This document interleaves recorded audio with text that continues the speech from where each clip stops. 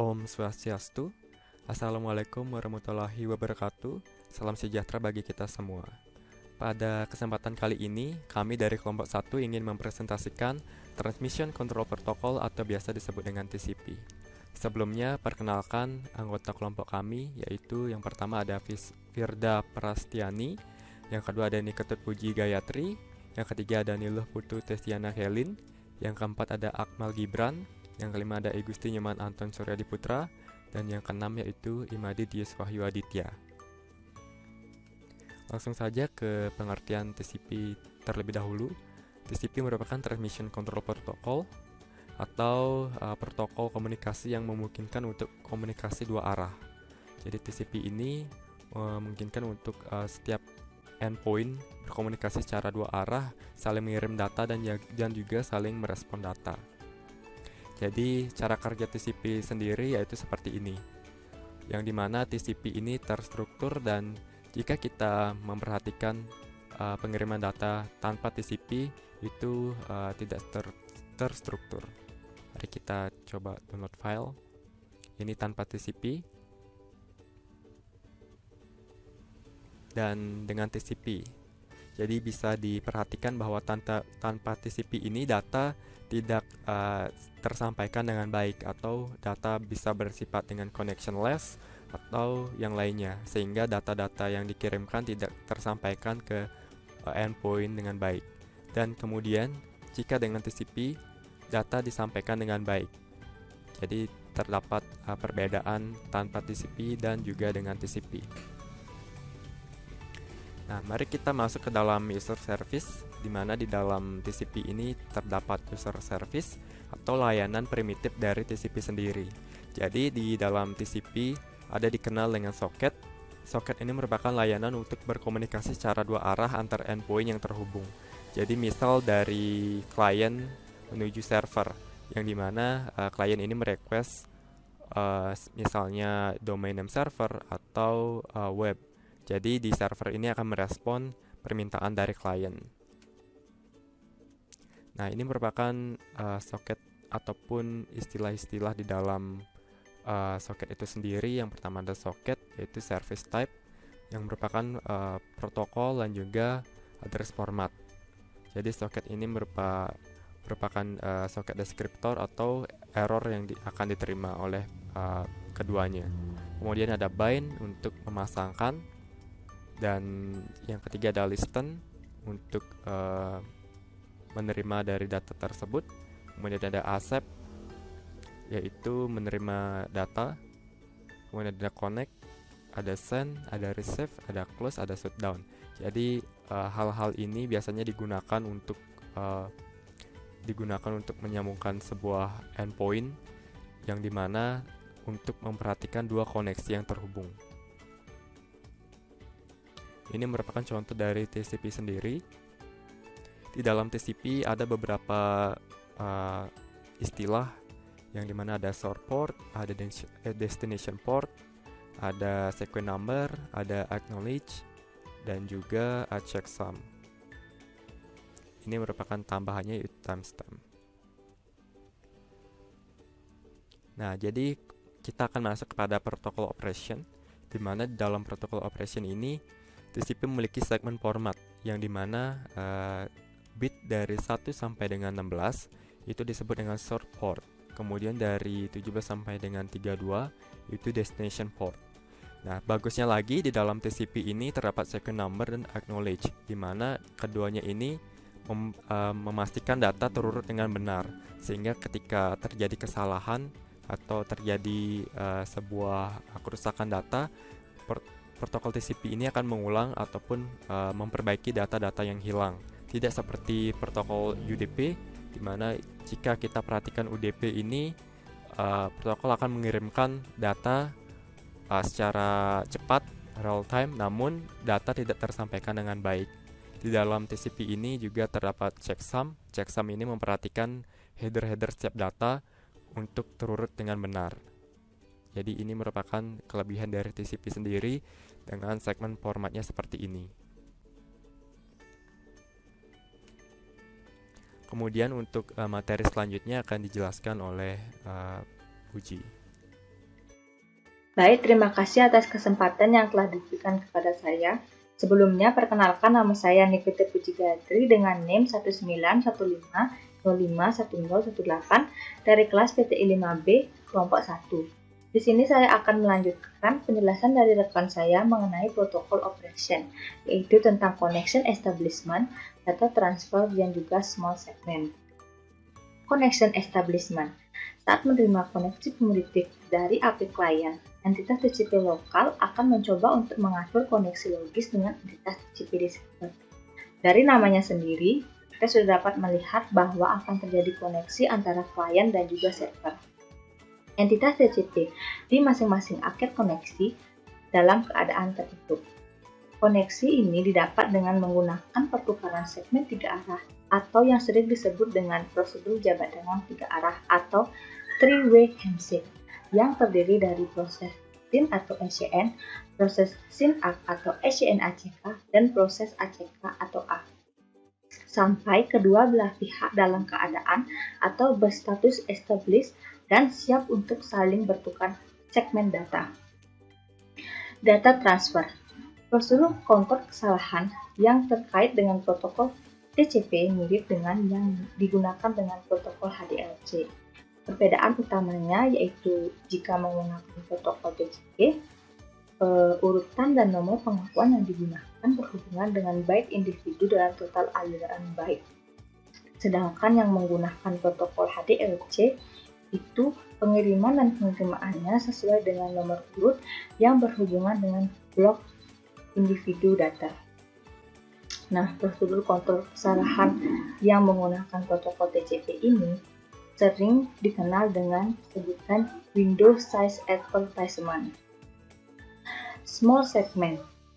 Nah, di sini untuk menjelaskan fitur-fitur protokol yang berhubungan dengan pertukaran segmen kecil, yaitu semua segmen berisi kurang dari MMS kita.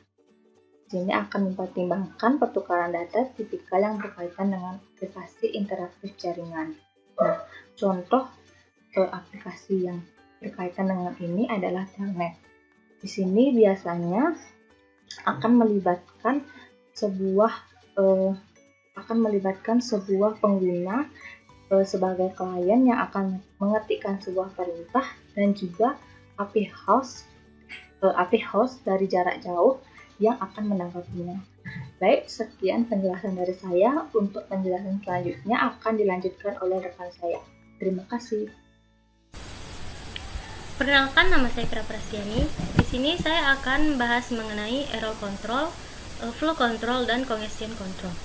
Untuk yang pertama, error control merupakan protokol TCP memiliki metode untuk mengetahui segmen yang rusak, segmen yang hilang, dan segmen yang diduplikasi. Error control di TCP terutama dilakukan melalui penggunaan 3 teknik sederhana. Yang pertama checksum, yang kedua ASIC acknowledgement, dan yang ketiga adalah retransmission.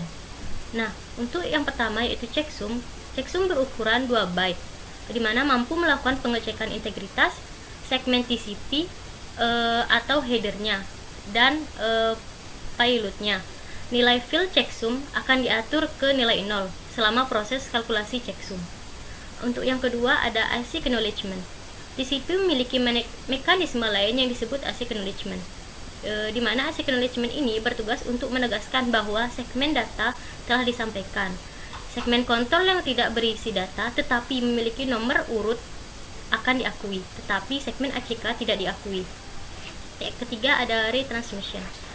Retransmission merupakan intri dari mekanisme error control. Ketika segmen rusak, hilang, atau tertunda, itu ditransmisikan ulang.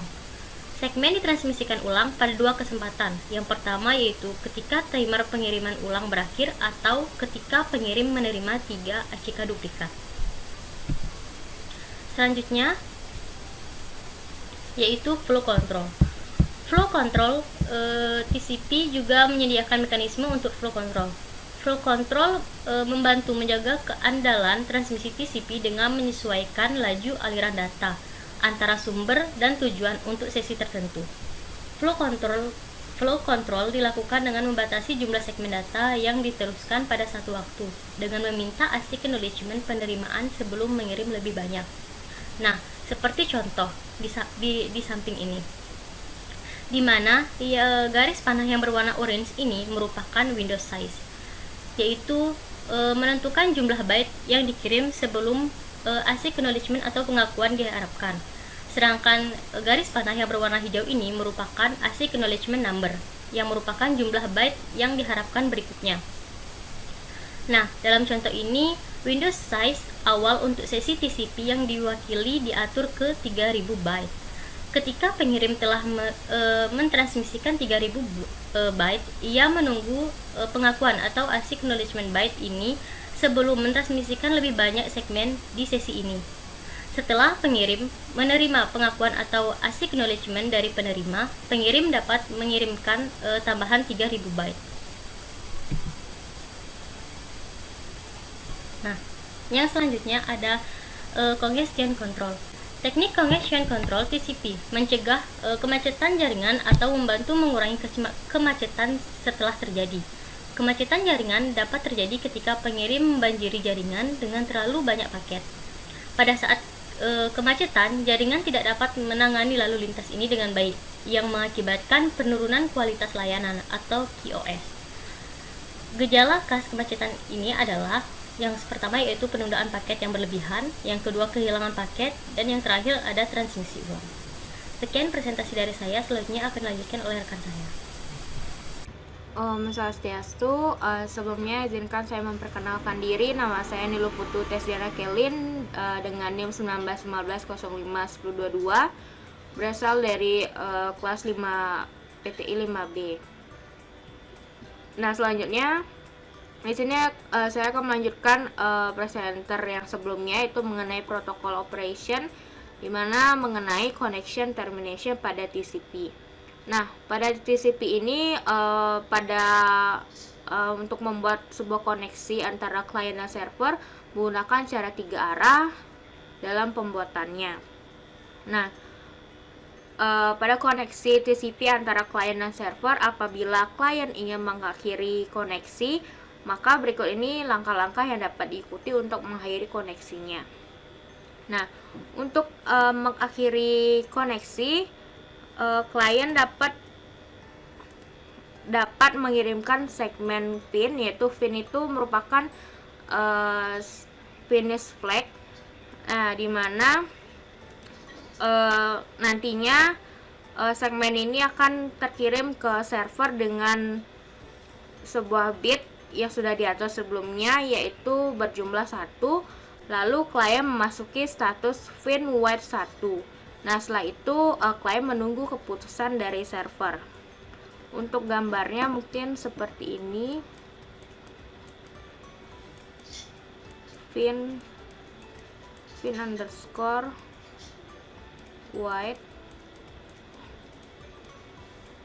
1. Lalu untuk pengiriman menunggu keputusannya, di sini kita berikan fin sama dengan 1.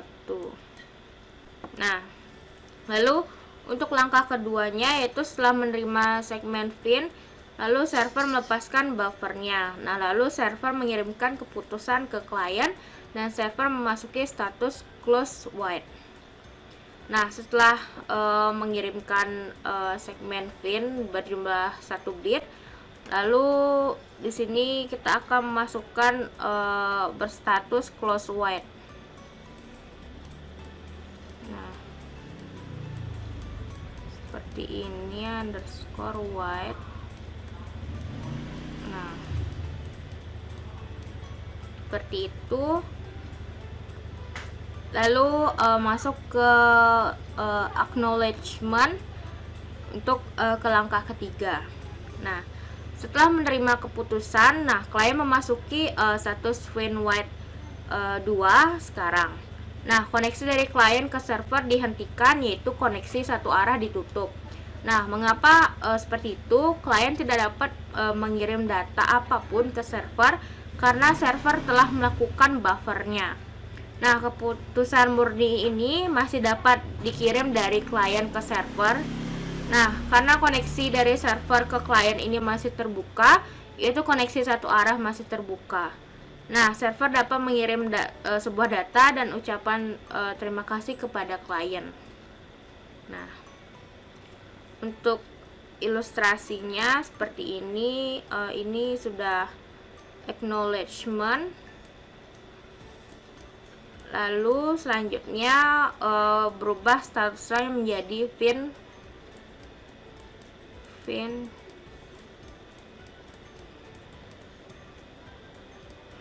white 2.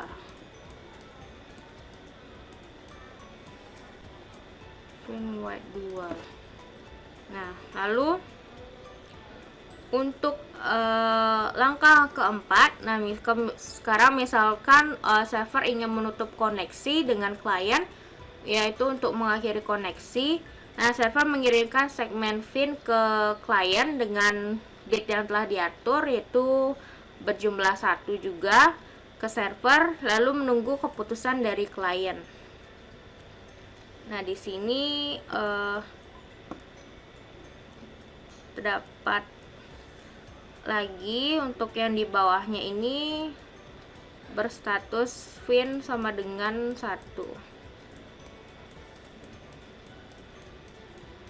Nah, seperti itu.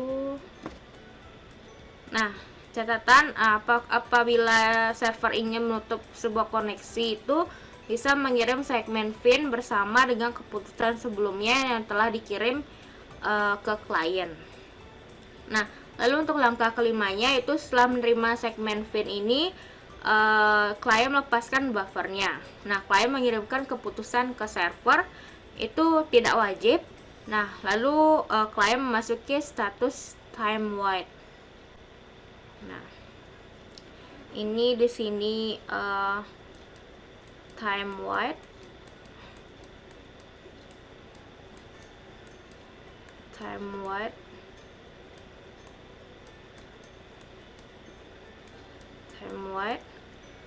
Lalu close, ditutup.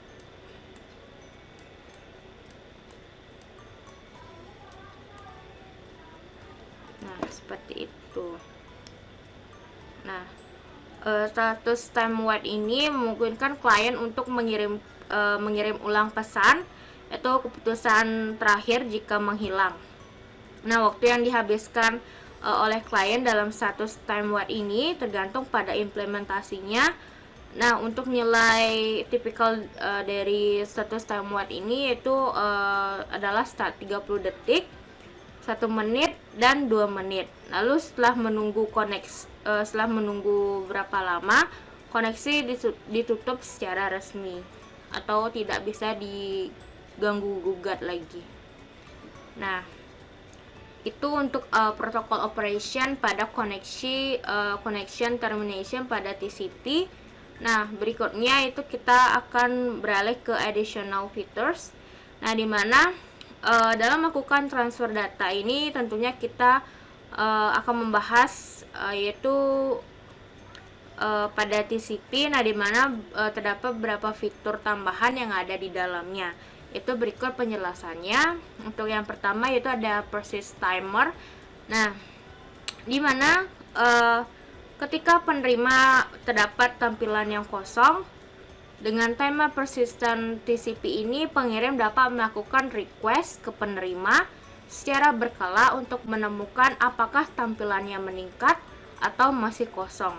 Nah, timer ini memicu transmisi probes. Nah, di mana probes ini mengimplementasikan segmen TCP normal yang memaksa penerima untuk meninjau lebih lanjut lagi. Dan dengan ini namun jika respon tidak diterima, probes berikutnya dikirim dengan nilai ganda.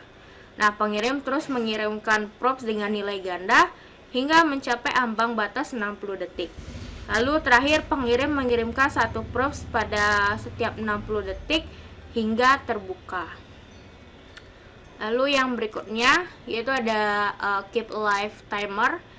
Nah, di mana TCP ini menggunakan pengatur waktu untuk tetap hidup yang berfungsi untuk mencegah koneksi TCP yang lama menganggur. Nah, dimana setiap kali server mendapat perintah dari klien, itu akan mereset timer tetap hidup menjadi 2 jam. Nah, jika server tidak mendapatkan perintah dari klien selama 2 jam, maka server akan mengirimkan 10 segmen probes ke klien. Nah, dimana segmen probes ini dikirimkan pada jeda 75 detik.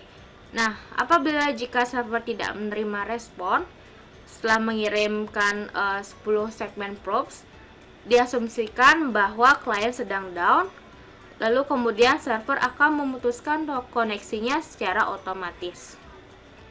Nah, lalu sekian dari penyampaian saya mengenai additional features dan connection termination pada TCP yang akan dilanjutkan oleh teman saya untuk menyajikan materi berikutnya. Terima kasih. Om Swastiastu. Perkenalkan, saya mahasiswa atas nama Akmal Gibran, NIM 19150510023 dari Prodi PTI kelas 5B. Saya berasal dari kelompok 1, yang mana kelompok kami bertugas untuk menjelaskan materi mengenai TCP. Dan dalam kesempatan yang baik ini, saya akan menjelaskan mengenai 3 hal yang masih berhubungan dengan protokol TCP, yaitu Silly Window Syndrome, Window Scale Option, dan Timestamp Option. Kita langsung saja ke yang pertama, yaitu Silly Window Syndrome. Silly Window Syndrome sendiri adalah suatu permasalahan yang sering terjadi di proses transmisi data menggunakan protokol TCP. Permasalahan ini terjadi karena server atau receiver, bisa disebut receiver juga, tidak menerima data secara penuh, dan atau sender yang tidak mengirim data secara penuh pula. Permasalahan ini bisa ditangani memakai algoritma Nagel. Jadi Silly Window Syndrome ini bisa menyebabkan kerja jaringan yang berujung terhambat secara parsial atau bahkan secara penuh, berhenti secara penuh. Dan untuk memahami Silly Window Syndrome sendiri, kita harus tahu bahwasanya TCP ini memiliki algoritma yang bernama Sliding Window Algorithm.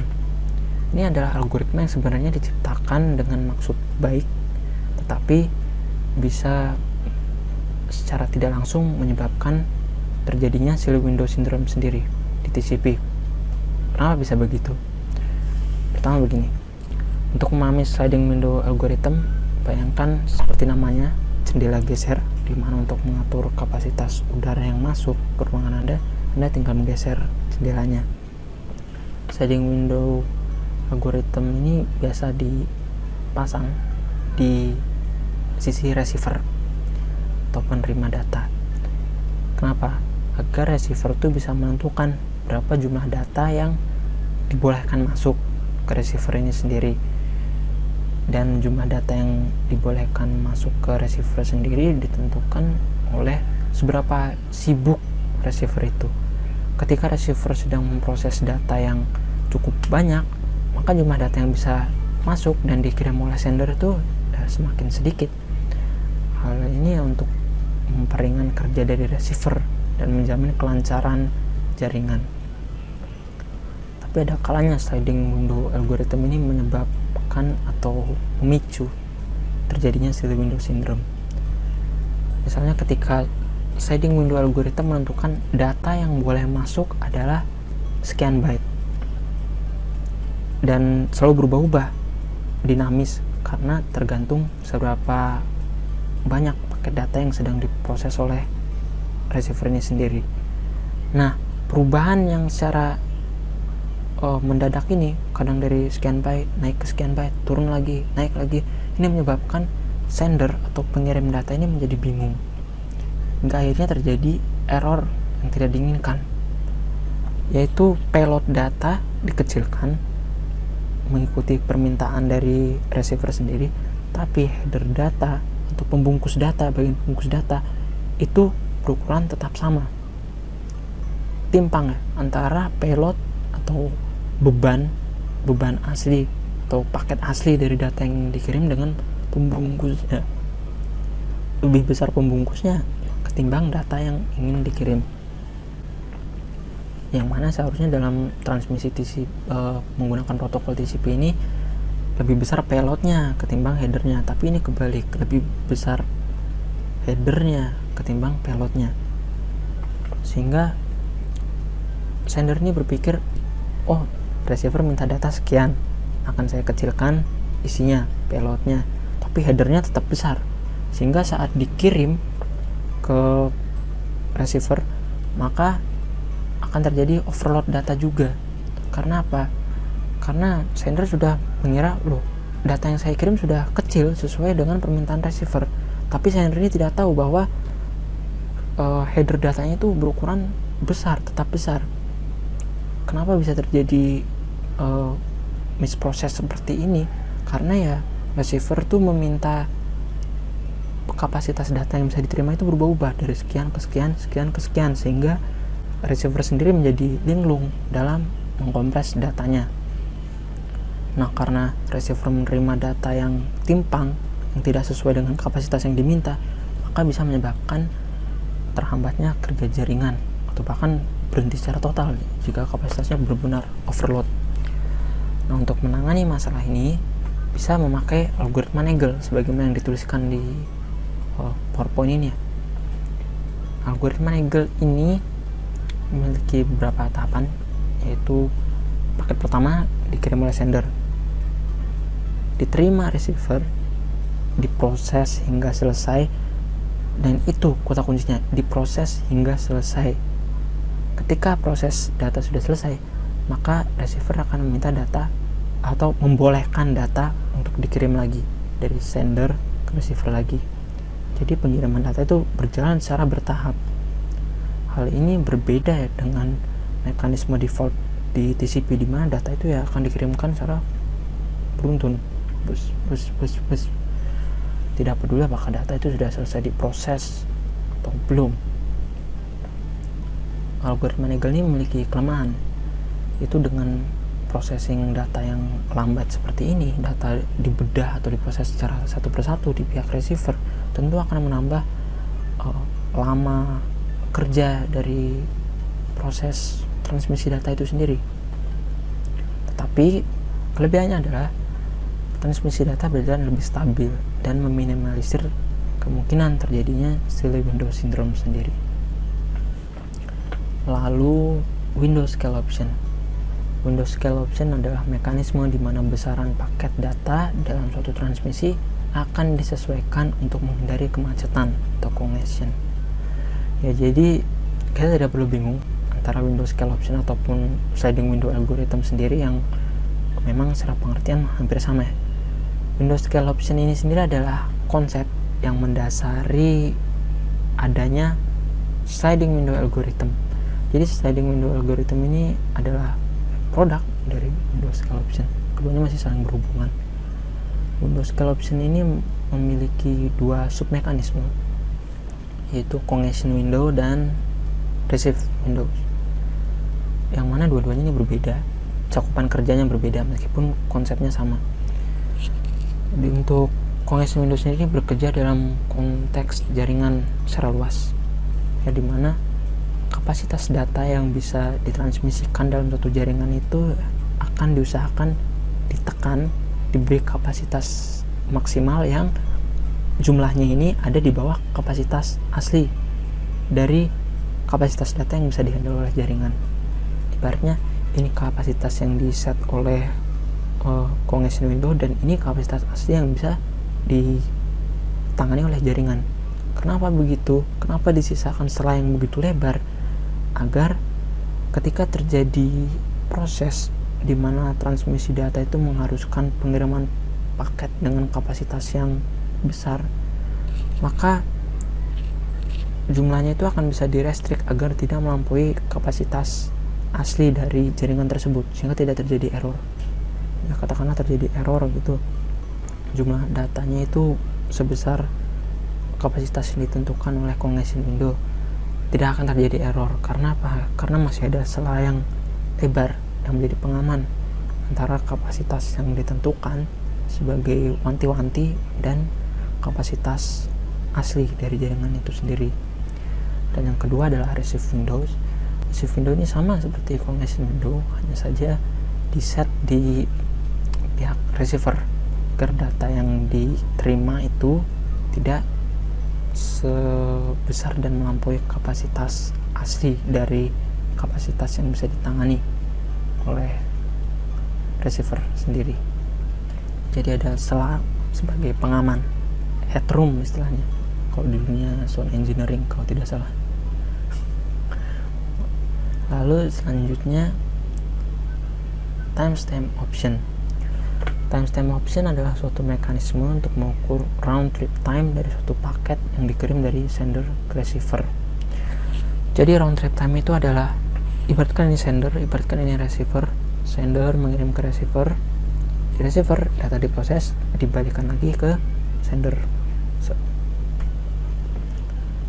Nah, perjalanan dari sender ke receiver ke sender ini disebut sebagai round trip time.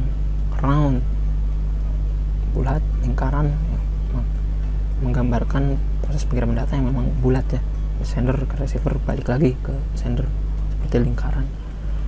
Nah, timestamp option ini memiliki dua pembagian, yaitu TS file atau timestamp value, yaitu mengukur waktu diterimanya paket data di receiver, jadi pengiriman ke receiver satu perjalanan ini disebut TS file, dan TSR atau timestamp echo reply untuk mengukur waktu dari dikirimnya paket data dari sender ke receiver dan berputar lagi ke sender.